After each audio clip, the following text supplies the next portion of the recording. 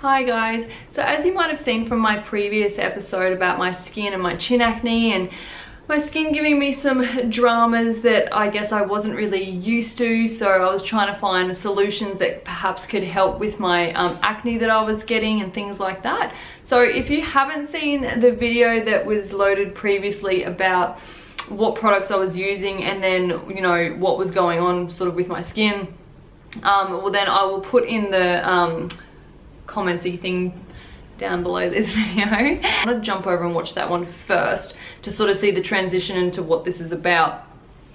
So clearly I was having some like adult acne hormonal issues, but my hormones were fine.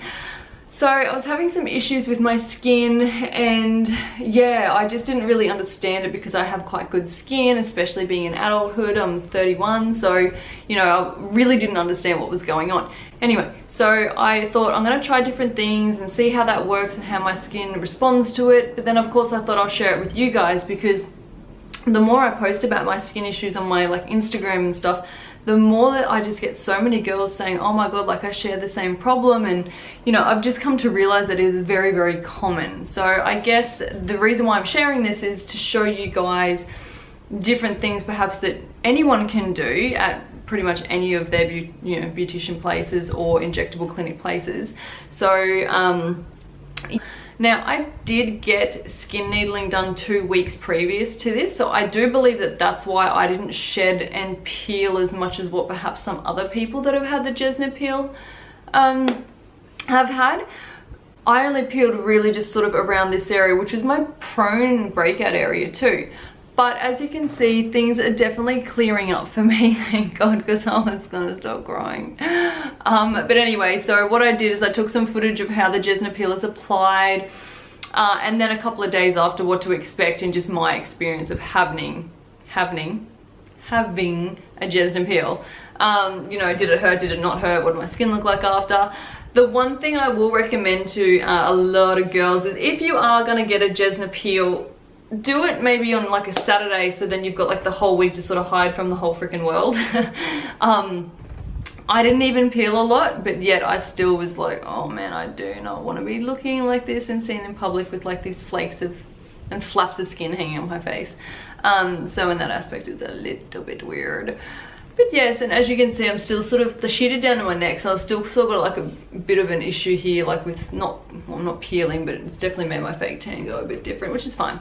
That's like nothing really. So yeah, so I hope you enjoy, and I will continue on my skin journey, and hopefully I'll just have a flawless, beautiful skin all the time. It's looking okie dokie. So I'm out the front of Injex, which is where I get all of my injectables and things like that done. So as you can see, completely fresh faced. I'm still sort of struggling obviously with acne, so I'm gonna go in there and we're gonna walk you through hopefully what the Jesna peel is all about, and what to expect, and then I'll document the days after having the treatment done, what to expect as well. So I'm really hoping that they can shed some light into what's going on with my skin. So here we go. Okay guys, so this is actually a modified Jesna. So it contains all the same ingredients as a Jesna, but the addition of kojic acid. So the kojic acid features in a lot of like their skincare range that I use as well. It's quite an amazing little ingredient. So it does help to lighten pigmentation, you know, melanin production, and also antimicrobial. So great for killing bacteria, which is what I need right now. So salicylic acid is also fantastic for like getting down the pores, breaking down your sebum plugs. You may like see your pores like, it looks like they're sweating for the first few hours post-peel, and that's just oil being released as it's broken down. So it's really great for targeting tough skin and breaking it down to give a really good like deep exfoliation, which is the whole point to me trying the Jesna peel. So the lactic acid helps by giving a bit more of a superficial exfoliation, and it's also less irritating than straight like salicylic acid.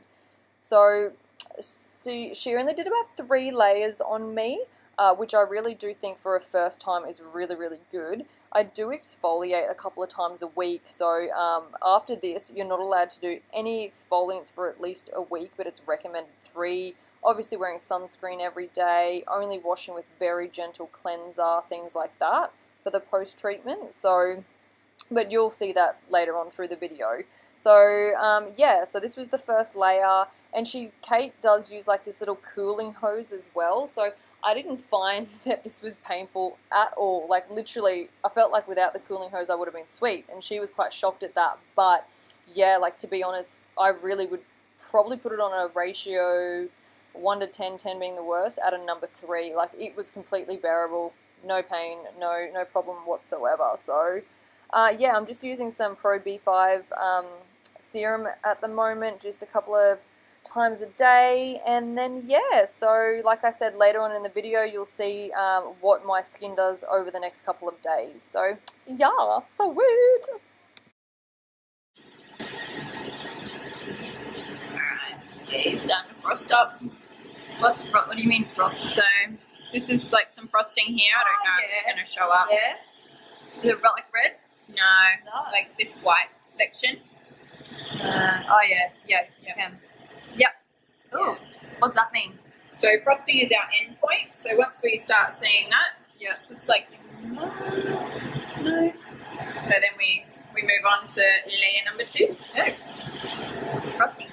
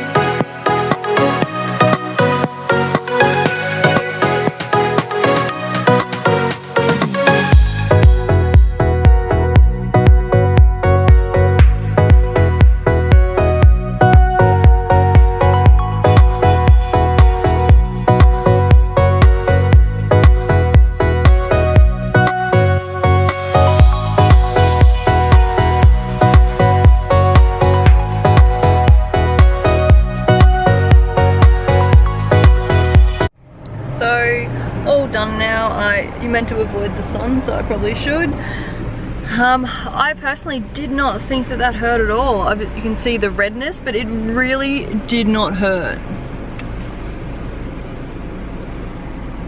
Morning guys, so I've just woken up. It's the second day after my Jesna peel, so nothing really to report on it. My face is pretty shiny. I don't know if you can sort of see that, but it's like super duper shiny.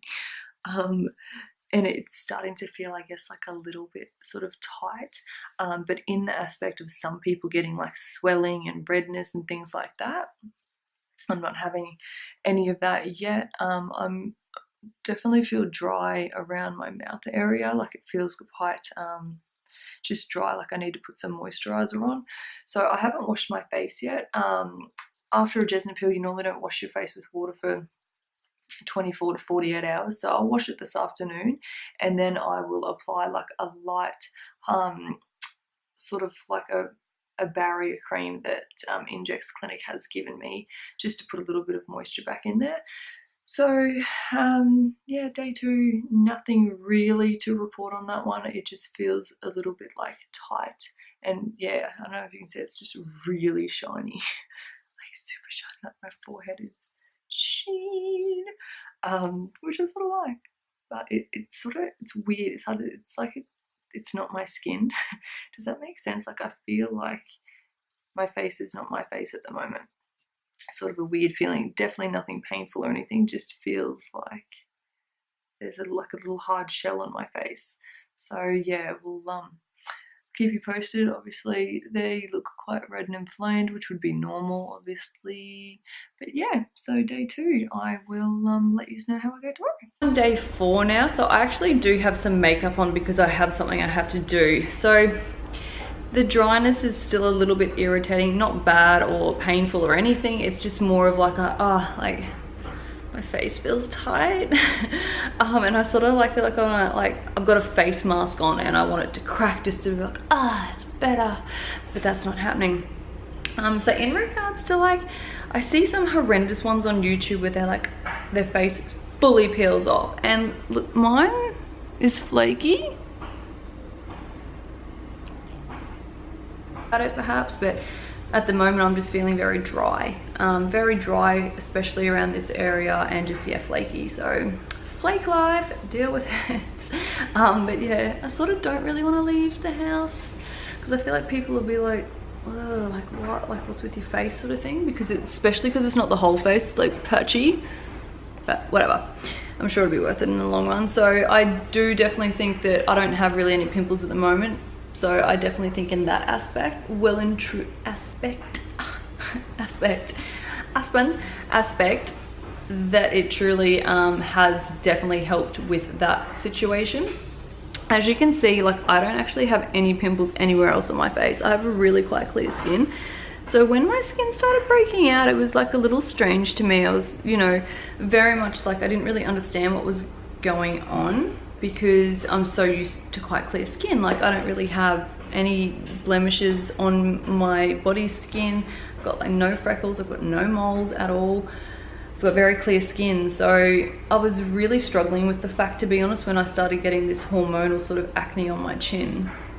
But yeah, so we will just see how they go. I am gonna do these peels every 4 weeks, and then in between the 4, so another 4, but it'll be in between, so 2-week blocks, I'll be getting skin needling done. So yeah,